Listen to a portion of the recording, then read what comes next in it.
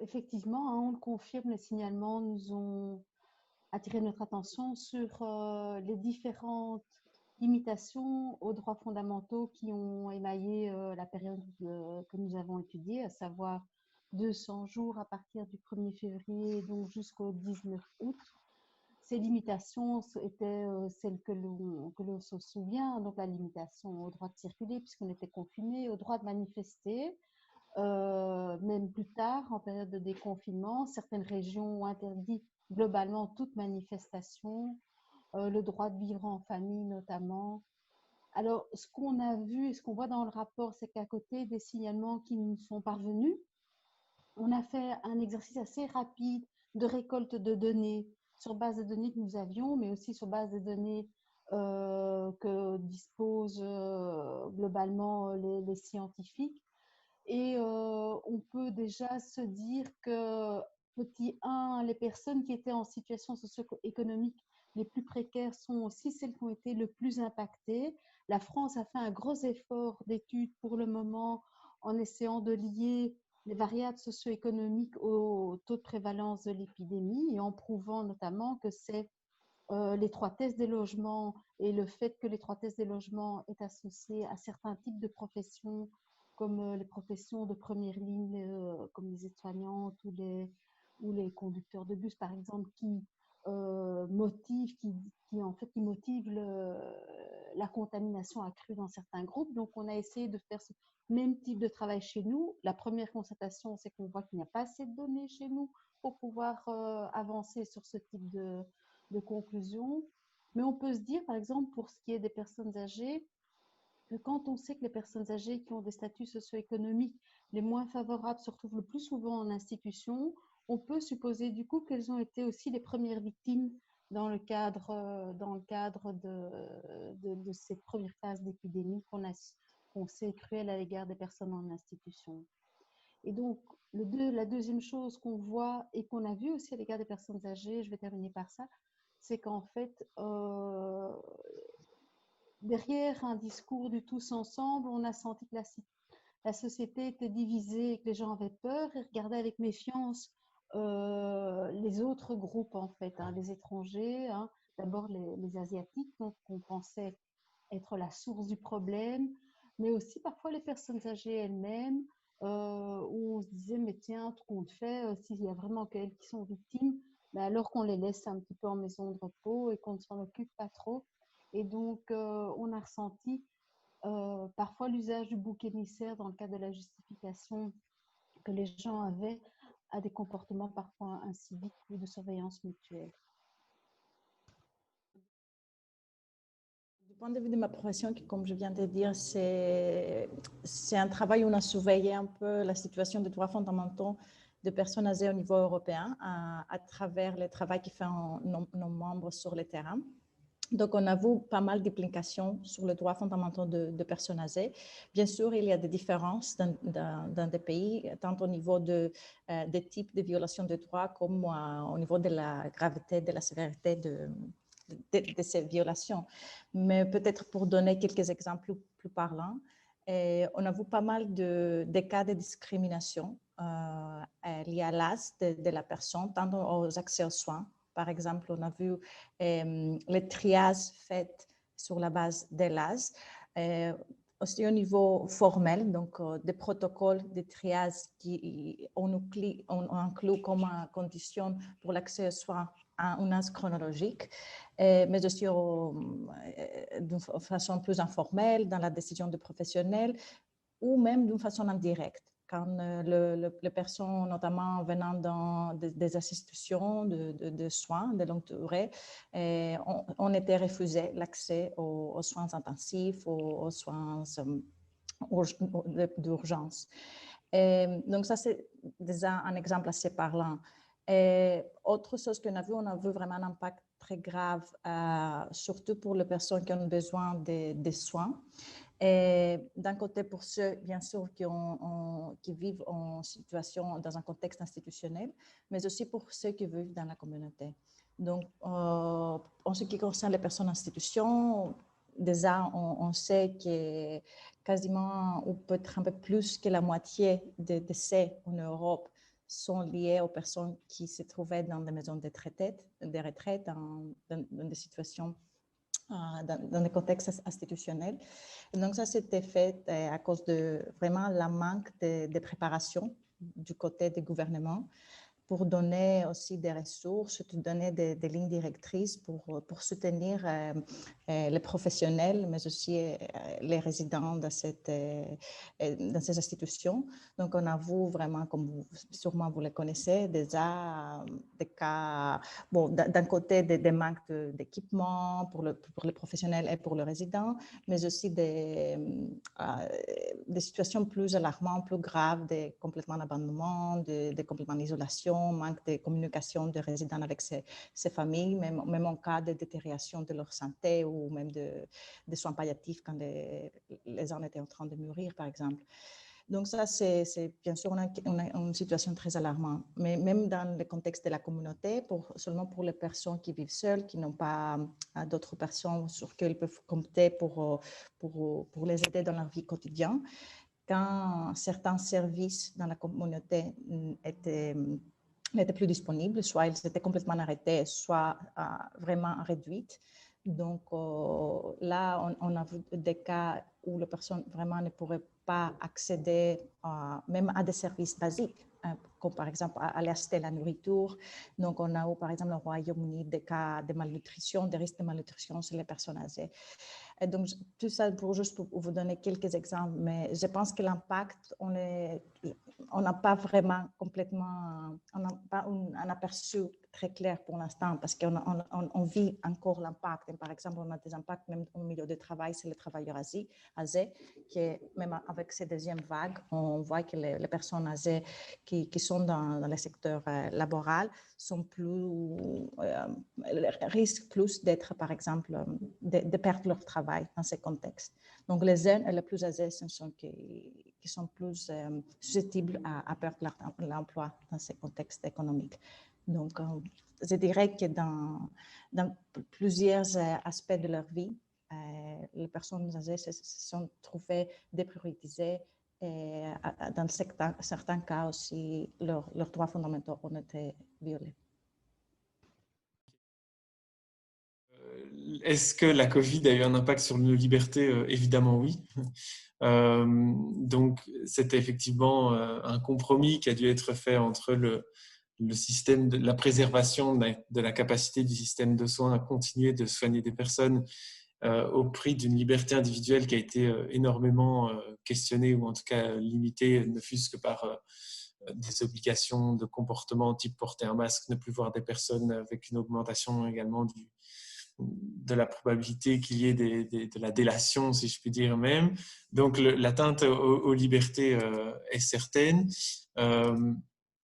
Mais évidemment, c'était une histoire de compromis, donc c'était un équilibre à trouver. Je pense qu'il y a énormément de choses à en dire et de leçons à tirer de cela.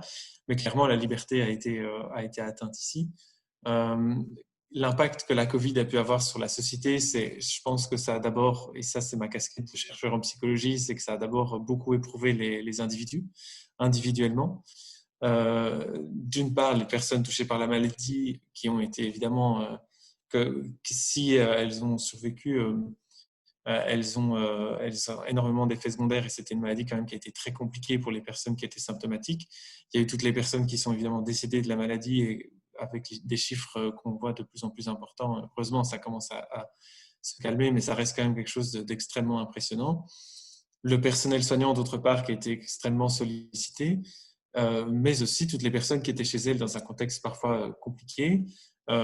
C'était les personnes tout venantes comme vous et moi qui ont les capacités d'être en contact avec par Zoom par exemple, mais c'est aussi toutes les personnes qui étaient dans des contextes précarisés à la base et qui se retrouvent dans une situation qui était exacerbée. Par exemple aussi, je pense aux personnes en situation d'extrême pauvreté, voire même sans abri, où en fait cette situation a complètement changé toute la situation dans laquelle ils se retrouvaient.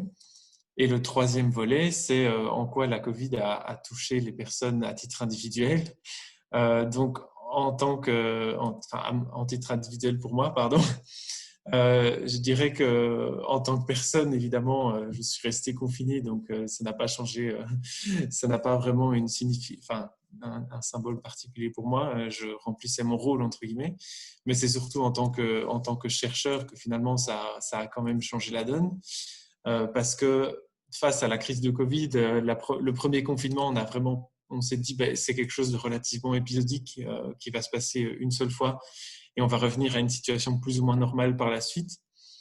Donc, en fait, considérer ça comme une sorte de parenthèse.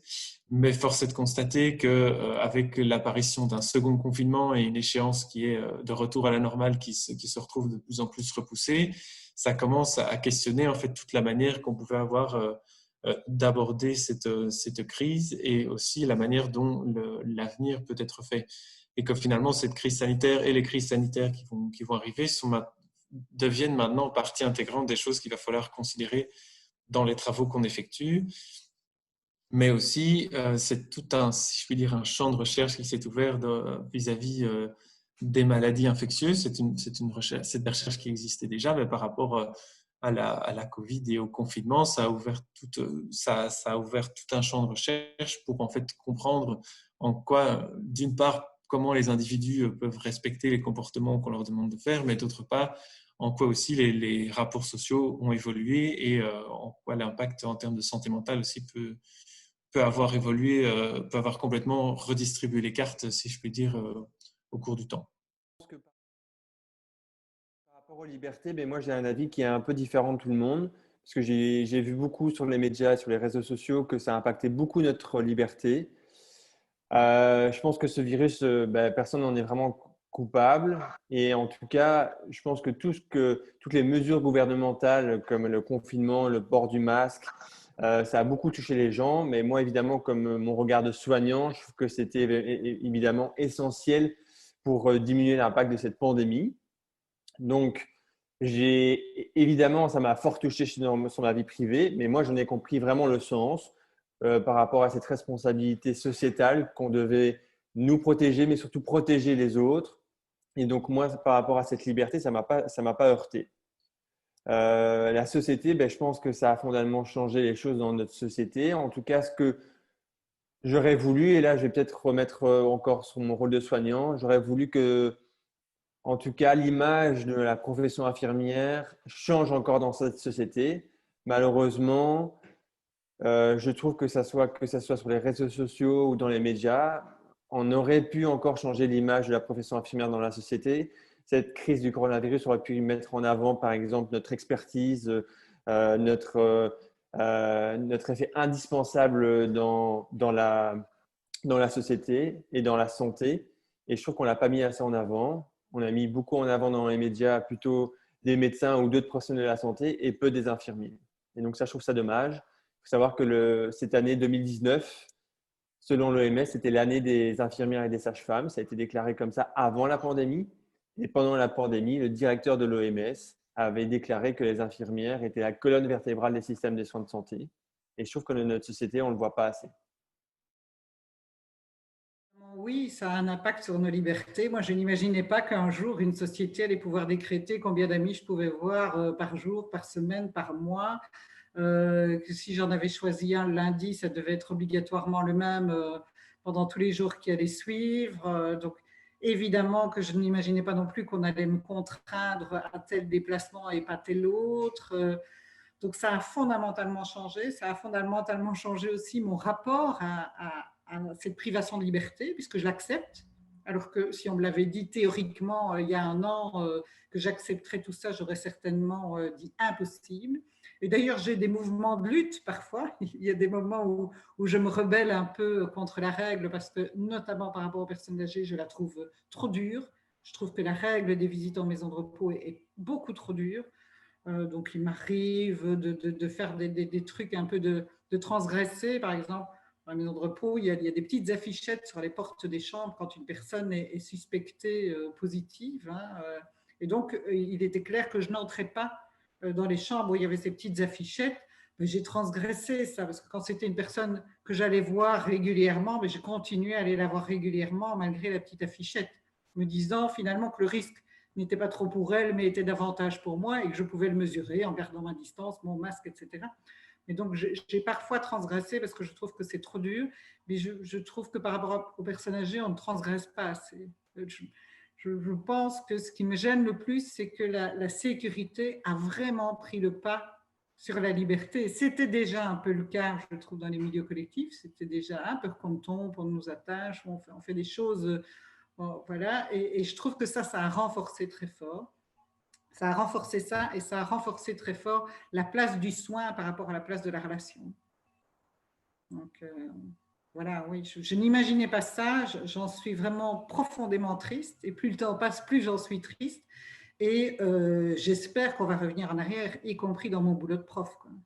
Qu'on ne va pas rester des profs à distance, parce que franchement, moi, quand je dis moi, je parle aussi au nom de pas mal de collègues, ça ne nous convient pas. Notre type de formation ne colle pas avec de la distance. Sur les libertés, je trouve que c'est pas facile parce que déjà moi en tant que médecin, comme je continue à travailler, je ne me suis pas sentie atteinte dans mes libertés puisque j'ai toujours vaqué à mes occupations et pu faire ce que je voulais. Aller au resto, c'est pas ça qui m'a réellement qui m'a impacté. Donc la liberté, c'est le respect, c'est aussi dans le respect d'autrui. Et je pense que le respect d'autrui, c'était aussi prendre en considération les normes d'hygiène et de distanciation sociale. Donc le port du masque, se laver les mains, pour moi, ça n'était pas une privation de liberté. Au contraire, je trouve que c'était plus dans l'idée d'un respect d'autrui. Ça n'a peut-être pas été présenté comme tel dès le départ, mais quand on se dit que notre liberté s'arrête là où commence celle de l'autre et dans le respect de l'autre, respecter l'autre, c'était peut-être justement mettre ce bout de papier sur le visage, ce bout de tissu pour se protéger les uns les autres. Donc, je trouve pas qu'il y ait vraiment, je ne me sens pas avoir été réellement atteinte dans mes libertés, parce qu'aussi, moi, j'ai une vision biaisée des choses, puisque aux soins intensifs, je ne voyais que les catastrophes, donc je ne voyais que les patients qui forcément étaient gravement malades. J'ai été confrontée à la détresse des patients, à la détresse des familles qui ne pouvaient pas voir leurs proches. C'était des communications par téléphone. C'est des patients qui mouraient tout seuls. Ou si les familles venaient, c'était habillé en cosmonaute, ne pouvant pas toucher leurs proches. Donc, c'était vraiment très, très déshumanisé. Donc, ce vécu du Covid et de la gravité de la maladie a fait que je n'ai pas ressenti une privation de liberté par les restrictions imposées de port du masque, de lavage des mains. Donc ça, c'est pour moi à l'échelle individuelle. Maintenant, à l'échelle de la société, ce qui est difficile, c'est effectivement avoir une balance entre la liberté collective et la liberté individuelle. C'est-à-dire que à l'échelle collective, effectivement, il y avait une restriction en termes de liberté par le port du masque, par les magasins, les restos qui étaient fermés. Il fallait considérer que c'était une protection collective. Maintenant, à l'échelle individuelle, comme on l'a vu dernièrement avec le suicide de cette jeune dame qui avait son salon de barbier, oui, ça a des répercussions dramatiques. Et donc, pour la liberté, les restrictions imposées qui ont eu un impact dans la liberté à l'échelle individuelle a pu être effectivement dramatique. Maintenant, je pense oui, on a une vision collective des choses parce que dans une pandémie pareille, je pense que c'est difficile d'avoir une prise en charge de la liberté individuelle de chacun. Parce que malheureusement, il faut choisir le moindre mot de tous les mots. Je pense que les libertés fondamentales, je lis, ont pour but de garantir une certaine sphère d'autonomie aux particuliers en imposant à l'État de s'abstenir de toute interférence dans leur vie. Elles limitent et ainsi protègent l'exercice de la puissance publique. Donc oui, c'est évident que dans le contexte de la pandémie, le moins qu'on puisse dire, c'est que l'État a empiété sur nos libertés. Bon, ceci dit, les dérogations à la Déclaration des droits humains, donc les libertés fondamentales, sont prévues dans la Déclaration européenne des droits de l'homme. Je ne vais pas vous lire les articles, mais l'article 11, par exemple, établit une dérogation par rapport à la liberté d'association et de réunion, et l'article 15, une dérogation en cas d'urgence, donc en cas de guerre ou en cas d'autres dangers publics menaçant la vie de la nation. On peut prendre des décisions qui suspendent toutes les libertés, y compris d'ailleurs la liberté à la vie, le droit à la vie, puisqu'on envoie les soldats au front et qui risquent la mort. Donc, ces dérogations aux droits de l'homme et aux libertés fondamentales sont défendables dans la situation d'urgence. C'est Macron qui avait dit au début, nous sommes en guerre, donc on a comparé cette situation à la guerre. Le seul souci, c'est la crainte de la banalisation de ces dérogations aux droits humains. Il y a eu les épisodes des attentats à Paris, à Bruxelles, il y a ceci maintenant, et donc ce qu'on peut redouter, c'est la banalisation des dérogations et surtout leur pérennisation, parce qu'on sait quand ça commence, on ne sait pas exactement quand ça finit. Par exemple, la durée de l'état d'urgence en France, après les attentats, a fait l'objet d'un débat très, très vif.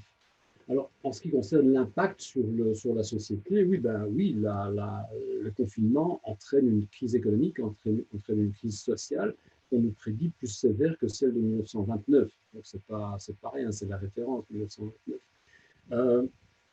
Et ce qu'on peut craindre également, ce sont des conflits sociaux. Donc, j'explique un peu d'histoire. Après la Seconde Guerre mondiale, on a reconstruit la société, notamment sur base de valeurs de solidarité, avec la mise en place de la sécurité sociale par répartition, c'est-à-dire que ceux qui travaillent payent pour ceux qui ne peuvent pas le faire, avec la restructuration des syndicats dont la mission était de défendre les droits acquis et d'en conquérir de nouveaux. Donc tout ça, c'était un petit peu la base de l'organisation sociale.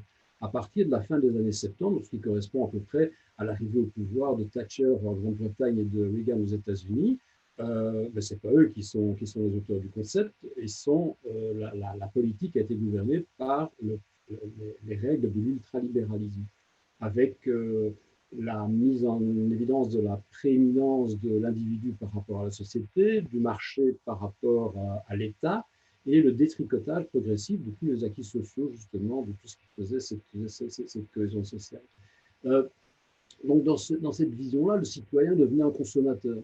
Il était prié de consommer pour faire tourner la machine et pour assurer la croissance économique.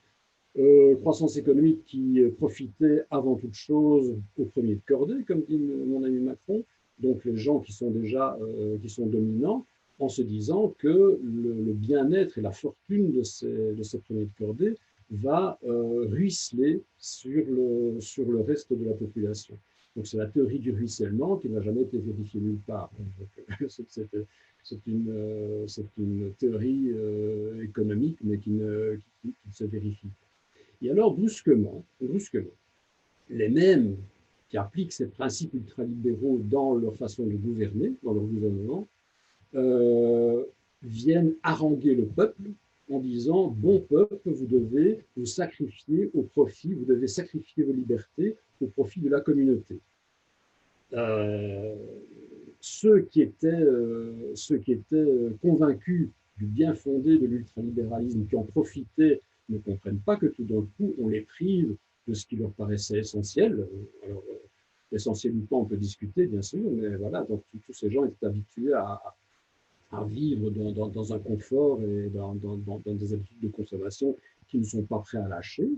Et ceux qui n'en bénéficiaient pas relèvent l'incohérence du propos et résistent. Donc, dans les deux cas, il y a une résistance, mais qui ne tient pas de la même chose. Et donc, c'est vrai qu'il y a un risque là de rébellion, si vous voulez, face à l'autorité. On ajoute à ça le rôle des réseaux sociaux. Sur les réseaux sociaux, sans aucun filtre, il y a un tas de trucs qui circulent, des monstruosités quand on les confronte aux faits. Sur les réseaux sociaux, la parole de Tartampion vaut la parole de Dupont. Et y compris, si vous êtes un expert, votre parole ne vaut pas forcément plus que celle d'un autre. Et donc, la parole des experts, justement, qui est basée sur des faits, qui est basée sur de la connaissance, sur de la science, n'est pas reconnue comme telle. Elle est contestée, elle est mise en doute, voire elle est considérée comme faisant partie d'un grand complot pour intoxiquer le peuple. Et donc, là, il y a quand même une évidence de fracture dans notre société qui, je ne pense pas, a été créée par la pandémie, mais simplement la pandémie l'a révélé. Toutes ces fractures existaient, la pandémie a agi comme un révélateur.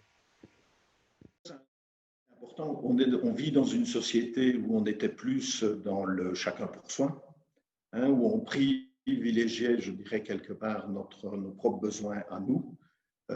Et grâce, entre guillemets, à ce Covid, c'est clair qu'on a dû faire attention à la collectivité, on a dû faire attention aux autres. On n'a plus privilégié spécifiquement nos besoins et nos plaisirs. Dans l'intergénérationnel, moi qui dois manager une équipe, c'est vrai qu'on parle des différentes générations, la génération X, Y, Z. La génération X, c'est la génération où la priorité, c'était le travail. La génération Y, c'est plus les loisirs. Et puis, le travail permet de répondre aux loisirs et tout ça aussi. Mais c'est clair qu'on ne peut pas continuer comme ça non plus, parce que si on privilégie uniquement nos intérêts personnels, on voit les conséquences que ça peut avoir. Et c'est vrai que dans le cadre du Covid ici, on a dû faire marche arrière par rapport à ça, mettre de côté nos besoins personnels pour répondre aux besoins de la collectivité, répondre à la sécurité de la collectivité, et donc revoir un petit peu, entre guillemets, nos libertés un petit peu à la baisse maintenant avec le déconfinement. Si je reprends l'exemple du premier confinement où tout le monde est allé plutôt vers le commerce de proximité, dès qu'on a réouvert les autres commerces, on est reparti vers les commerces les plus rentables, entre guillemets. Et donc, qu'est-ce qui s'est passé? On voit que les autres petits commerces avaient beaucoup plus difficile après. Et c'est clair que par rapport, c'est la même chose un petit peu pour nos libertés. Si on tient trop compte de nos libertés et qu'on ne donne pas un peu sur la collectivité et qu'on ne tient pas compte de cette collectivité-là aussi, c'est clair qu'on va au-devant de nouveaux problèmes et ce sera d'autant plus difficile à gérer à l'avenir aussi. Et au niveau de nos aînés, c'est un petit peu la même chose par rapport, quand je vois maintenant, par rapport au placement, par exemple, en maison de repos. C'est vrai qu'on envisageait souvent les placements, on voit certaines familles, on envisage le placement par rapport à préserver nos propres libertés à nous. Et donc, c'est plus facile de mettre en maison de repos parce qu'on ne touche pas à nos acquis, à nos libertés. Mais c'est vrai qu'ici, avec le Covid, qu'est-ce qui s'est passé? Si je mets en maison de repos, je ne verrai plus mes parents.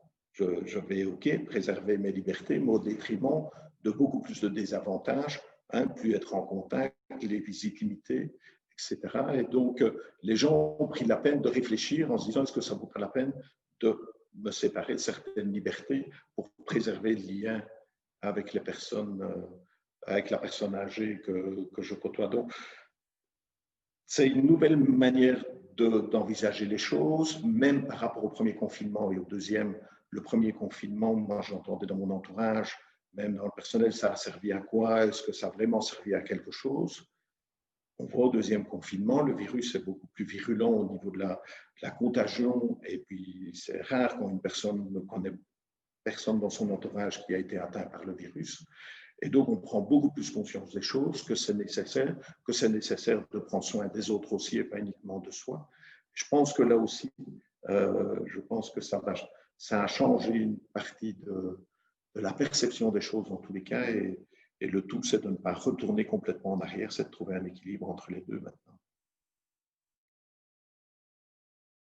Il fallait prendre des mesures, évidemment, pour limiter la propagation du virus. Il fallait protéger la population, surtout les plus vulnérables, et éviter surtout la saturation dans les hôpitaux. Oui, impact sur les libertés. On a perdu nos libertés individuelles. On a eu l'interdiction de circuler librement, confinement imposé. Alors, bon, qu'à compter, ceux qui avaient la possibilité, ben, ils se sont connectés. Mais bon, les personnes âgées, c'est pas toujours le cas. Comme je vous l'expliquerai, mon papa qui est profondément sourd, ben, avec lui, c'était très limité, évidemment. Alors, bon, ben, on a évité de se voir, les enfants, les petits-enfants. On a été privés de relations sociales, on a été privés de contact physique. On était tous un peu déstabilisés face à cette situation. Alors la société, ben, bien sûr, tout est à l'arrêt. La brutale chute de la croissance, le monde du travail. Bon, on a réalisé que ce qui se faisait un peu pouvait se faire davantage, à savoir le télétravail. Mais je suis certaine qu'après, ben, ça restera dans beaucoup de sociétés. Bon, risque de faillite, précarité pour beaucoup de personnes. Et l'enseignement qui ferme, moi j'étais enseignante, alors pardon, hein, du jour au lendemain aussi, presque hein, les enfants qui restent à vie 3 mois à la maison, l'ennui, l'isolement, les amis qui manquent, c'est frustrant quand même. Et puis toujours la peur de cette maladie et les personnes qui décèdent, les personnes, et puis on n'avait pas les masques, on n'avait pas les tests.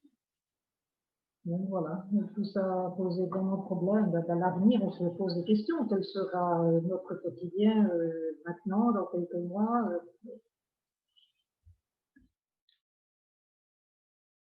Enfin, à mon sens, il faut bien distinguer, la liberté n'est pas l'indépendance et pour moi, je fais bien la distinction. C'est vrai que ça a induit des restrictions dans la vie d'un chacun et dans ma vie aussi. Comment dire ça, mais pour moi, ça n'avait rien de répressif. Hein. On n'est pas en dictature, ça n'avait rien de répressif et c'était plutôt à visée protectrice, même si je n'ai pas bien vécu. J'ai parlé de la Croix-Rouge et c'est important que j'y revienne parce que, bon, je vous ai dit, j'ai 70 ans et donc je m'occupais de volontaires qui devaient se déplacer et à un moment, ben, on m'a écartée. Enfin, par rapport à mon âge, de mes activités. Donc, je me suis sentie vraiment, déjà, j'entendais dans les médias les plus de 65 ans, je me suis sentie stigmatisée et on revenait toujours sur ces messages de plus de 65 ans et je me suis sentie, oui, ostracisée et stigmatisée par rapport à mon âge, écartée d'une activité que je faisais, alors que, bon, comment dire, ils ont peut-être eu raison de m'écarter un peu plus tard, puisque ce n'est pas à la Croix-Rouge que j'ai attrapé la Covid, mais bon, donc voilà. Donc, je me suis sentie vraiment mise à l'écart. Et bon, ça, c'est pour moi, mais comment dire, mais c'était, à mon sens, cet écartement, c'était à visée protectrice. Voilà. Donc, ce que ça induit pour moi, c'était bon, que toutes mes activités, pour moi, la culture, au sens large, je ne veux pas être pédante, mais ça me nourrit beaucoup. Et quand je regardais mes calendriers, je voyais des croix partout sur les concerts, sur le théâtre. Et ce qui m'a le plus pesé, c'est le manque de lien social. De lien social. Ça a généré de l'inquiétude aussi pour moi, parce que j'ai une maman qui a 93 ans, donc qui va fêter ses 94 le 10 décembre. Donc voilà, donc ça a généré aussi de la colère, parce que j'étais très en colère, moi, et de l'inquiétude, voilà.